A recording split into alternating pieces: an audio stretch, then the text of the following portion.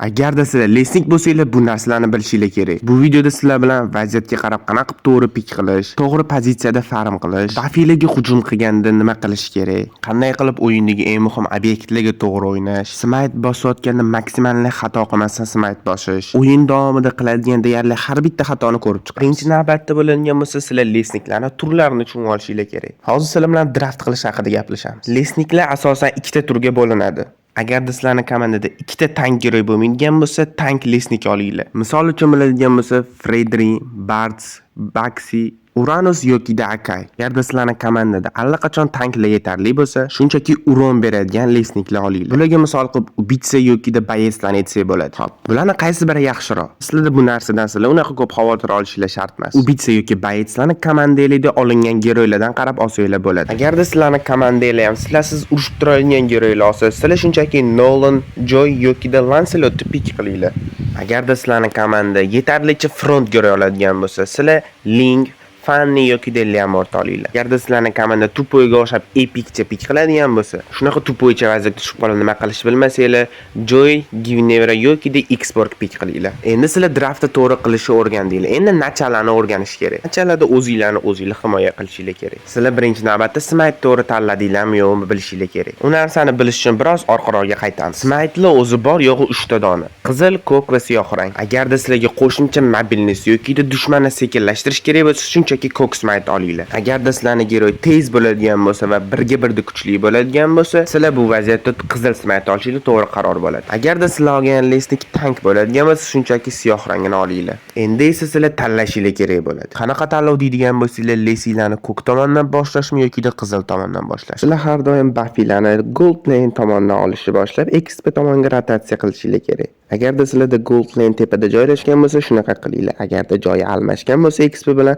mana bunaqa qilsanglar ham bo'ladi. Qachonki dushman komanda sizlarni Bafilarga agressiya qilganda ham maksimalli Bafilarni tashlab ketmaslikka harakat qilishinglar kerak. Unda nima qilishimiz kerak deysizlar? Shunchaki qarang, kuchlar tengligiga. Agarda sizlar u paytda yutadigan bo'lsanglar, shunchaki urushinglar. Agarda yutqizadigan bo'lsanglar, o'lmaganingiz yaxshi. Borib prosta boshqa Bafizni oling. Ro'mi sizlarni Bafilarga agressiya qilayotganda, sizlar unikiga agressiya qilsanglar bo'ladi. Juda ham ko'pchilik qiladigan xato borib minionlarni nachalarda olish. Sizlarga nachalarda juda ham kam pul beriladi minionlarda. Bafilarni olib ultimate ochgandan keyin shunchaki XP ga rotatsiya qilinglar. Bu qilayotgan ishinglar sizlar nachalarni yutib ketishinglar uchun eng muhim narsalardan bittasi. Agarda sizlar ularni XP linesini minus qiladigan bo'lsanglar, sizlarga cheripa salkam tekinga tushadi. Chunki sizlarning explainer ularni kemasligiga qarab turadi. Dushman komandaning lesniki bo'lsa, undan o'tib keta olmaydi. Sizlar smite'dan chiqadigan urinni foizini bilib olishinglar kerak. Ya'ni dushmanning smite'dan chiqadigan urin bilan o'zingizlarnikini solishtirishinglar kerak. Undan tashqari skill bilan to'g'ri kombo qilishni bilishinglar kerak.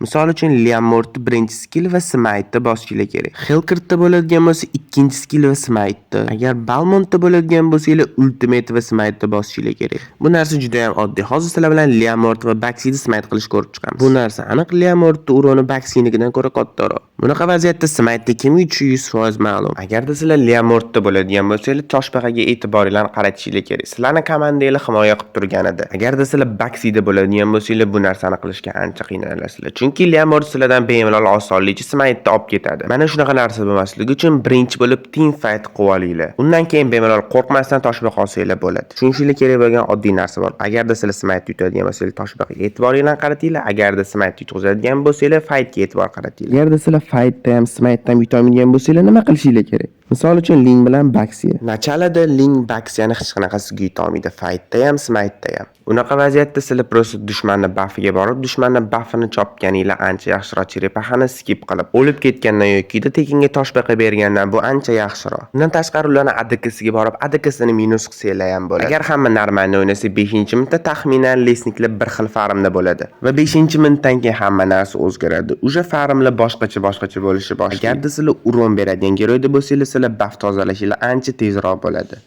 Ana o'sha paytda sizlar bufflarni tezroq olishga harakat qilinglar va yolg'iz yurgan minionlarni tezroq tozalab tashlaylar. Hamma kriplarni emas, asosan XP'dagi kriplarni olganinglar ancha yaxshiroq. Ana u paytda sizlarning XP'lar komandaga yordamga tushgan bo'lishi kerak. Agarda sizlarning XP'lar unaqa qilmaydigan bo'lsa, shunchaki mana kanalimdagi XPline makrosini unga ko'rsatinglar. XP'lar unaqa vaziyatda ADK'ni farmiga tegish kerak emas. Sizlar XPline pachkani olayotganingizda XP pachkaga kelmasin. Chunki bitta pachka 2 kishiga yetmaydi. Shu joyga chiqargan bo'lsanglar, obuna bilan qo'llab-quvvatlab qo'yinglar. Mana bunaqa paytda sizlar Cherepahani yutishinglar bo'lishi mumkin. Sizlarning urveningiz kattaroq va smite urveni ham kattaroq bo'ladi. Bu narsani keyinroq gaplashamiz. Hozir bo'ladigan bo'lsa tank geroylarda 5-minutdan keyin qanaqa to'g'ri farm qilish haqida gaplashamiz. Tank geroylarni farm qilish juda ham sekin bo'ladi. Chunki ularga testosteron faqatgina smite orqali qo'shiladi va bu narsa faqat lestiga hayvonlarga ishlaydi. Pachkaga, ya'ni minionlarga bu narsa ishlaydi. Shuning uchun tank geroylarda pachkani chiqib olib o'tirmanglar. Tank geroyda o'ynaydigan bo'lsangiz, shunchaki mid gamegacha prosta lesni urib yurganinglar. Undan keyin sekin dushman komandani lesiga borsanglar bo'ladi va sekin-sekin kichkina faytlar, lekin foydali faytlar qilinglar. Urun beradigan geroylar dushmandan ko'ra ko'proq farm qilish kerak. Tank geroylar bo'lsa xuddi shuni teskarisi, ya'ni uni farmini bizib tashlash kerak. Lekin bitta juda ham katta minus tomoni bor. Urven yoki smite qancha katta bo'lgani bilan uni ishlatishni bilmasa baribir bir teng. Shuning uchun yaxshi ishlatishni o'rganinglar va mana shu 3 ta narsaga amal qilinglar. Birinchisi, smite bosadigan vaqtda prosta hisob-kitob qilinglar. Chunki ba'zi payt smite bosish skillni ishlatishdan ko'ra qiyinroq bo'ladi va o'zingizlarning pozitsiyalarini to'g'ri ushlashni ham bilishinglar kerak. Agarda unaqa qilmaydigan bo'lsangiz, dushman komandasini prosta yo'q qilib yuboradi. Uchinchisi va eng effektivlardan bittasi, dushman komandani lesi prosta kontrolga tushishini kutinglar. Uni albatta sizlarni komanda qilish kerak va sizlar keyin smite ola olasizlar. Boya aytganimdek, sizlarda kontrol beradigan skill bo'lmasa, uni sizlarni komandadoshinglar qilish kerak. Endi sizlar bilan qanaqa team fightda o'ynash ko'rib chiqamiz. Har doimdagi vaziyatga qarab o'ynaladi. Agarda sizlar tank geroy bo'lsangiz boshqacha, urun beradigan geroy bo'lsangiz boshqa. Agarda sizlar tank geroyda o'ynaydigan bo'lsangiz, sizlar front line bo'lib turib berishinglar kerak. Lekin juda ham ko'p odam qiladigan xato. Kartaga qaramasdan turib prosta fightga kirib ketadi va o'lib ketadi. Va sizlar o'lganinglardan keyin dushman komanda prosta osongina lord yoki cherapaxa, xullas obyektlarni olib keta oladi. Sizlar kartada ko'rinishdan oldin qaranglar.